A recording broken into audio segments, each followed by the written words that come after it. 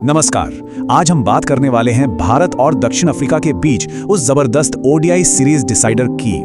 एक ऐसा मैच जहां हर गेंद पर कहानी बदल रही थी। चलिए इस पूरे रोमांच को परत दर परत समझते हैं। तो देखिए आज हम क्या क्या देखने वाले हैं। सबसे पहले सीरीज का फाइनल मुकाबला कैसे सेट हुआ, फिर डी कॉक का वो कमाल का शतक, उसके बाद भारतीय गेंदबाजों का जबरदस्त पलटवार, फिर भारत का वो डोमिनेटिंग चेज और आखिर में जीत और बने हुए रिकॉर्ड्स पर बात करेंगे। मतलब ये मैच ना दो हिस्सों की कहानी जैसा था।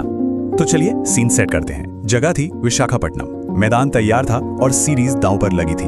दोनों टीमों के लिए ये करो और मरो वाला मैच था। अब देखिए सीरीज 1-1 पर थी।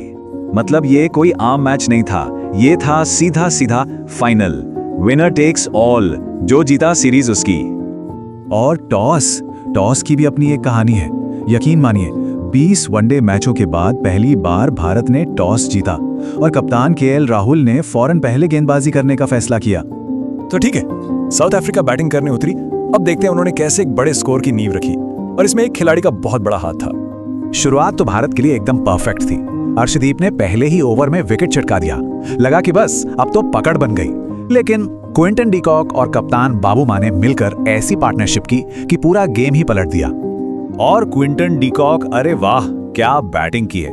मतलब बिल्कुल अलग ही मूड में थे। सिर्फ 89 गेंदों में 106 रन, चौके छक्कों की बरसात कर दी। अपने इस 23वें वनडे शतक के साथ उन्होंने साउथ अफ्रीका को ड्राइविंग सीट पर ला खड़ा किया। तो सोचिए जरा, 29 ओवर में 168 पर 2। यहां से तो ऐसा लग रहा था कि 320-330 का स्कोर कहीं नहीं गया। भारत के लिए टेंशन बढ़ने लगी थी। लेकिन कहते हैं ना, क्रिकेट में जब तक आखिरी गेंद ना पड़ जाए कुछ भी हो सकता है। और यहीं से कहानी ने लिया एक जबरदस्त यू टर्न। ये था भारतीय गेंदबाजों का पलटवार। उन्होंने ऐसी वापसी की कि साउथ अफ्रीका देखती रह गई और उनकी पूरी बैटिंग लाइनअप को तहस नहस कर दिया। और इस कमबैक के दो बड़े हीरो थे, प्रसिद्ध कृष्णा और कुलदीप यादव। दोनों ने 4-4 विकेट लिए। मतलब 8 विकेट तो इन्हीं दोनों ने निकाल दिए। पहले बात करते हैं प्रसिद्ध कृष्णा की। उनका काम था मिडिल ऑर्डर को तोड़ना, और उन्होंने क्या काम किया। सबसे बड़ा विकेट शतकवीर डी कॉक उन्हीं के खाते में गया और उसके बाद तो लाइन ही लगा दी। और जहां कृष्णा ने छोड़ा वहां से कुलदीप यादव ने कमान संभाली। अपनी स्पिन का ऐसा जाल बुना कि लोअर ऑर्डर तो बस ताश के पत्तों की तरह ढह गया, एक के बाद एक विकेट।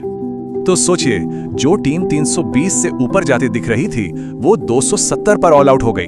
क्या कमाल का कमबैक था ये भारतीय गेंदबाजों का। चलिए अब बारी थी चेज की। टारगेट था 271 और भारतीय बल्लेबाजों ने जिस तरह से इस टारगेट का पीछा किया वो देखने लायक था। एकदम डोमिनेंट परफॉर्मेंस। इस चेज की कहानी 3 हिस्सों में है। पहले एक रिकॉर्ड तोड़ ओपनिंग पार्टनरशिप, फिर एक शानदार पहला शतक और आखिर में एक जबरदस्त फिनिशिंग टच। रोहित और यशस्वी दोनों ने मिलकर आते ही काउंटर अटैक कर दिया। 28 पारियों का सूखा खत्म हुआ और भारत को मिली 100 से ज्यादा रनों की ओपनिंग पार्टनरशिप। पूरे 155 रन जोड़े दोनों ने मिलकर। कप्तान रोहित शर्मा ने एक कप्तानी पारी खेली, तेजी से 75 रन बनाए और साथ ही एक बहुत बड़ा माइलस्टोन भी पूरा किया, 20,000 अंतर्राष्ट्रीय रन। कमाल है। और अब बात यशस्वी जायसवाल की। इस लड़के ने तो दिल ही जीत लिया। न सिर्फ अपना पहला वनडे शतक लगाया बल्कि एक खास क्लब में भी शामिल हो गए हैं। अब वो भारत के छठे ऐसे खिलाड़ी हैं जिनका तीनों फॉर्मेट्स में शतक है। और जब लगा कि चेज आराम से पूरा होगा तब आए किंग कोहली। उन्होंने आके मैच को बिल्कुल ही खत्म कर दिया। सिर्फ 45 गेंदों पर 65 रन। मतलब ऐसा लग रहा था कि उन्हें घर जाने की जल्दी है। क्या शानदार फिनिश था। तो चलिए अब इस शानदार जीत और जो रिकॉर्ड्स बने उन पे एक फाइनल नजर डालते हैं।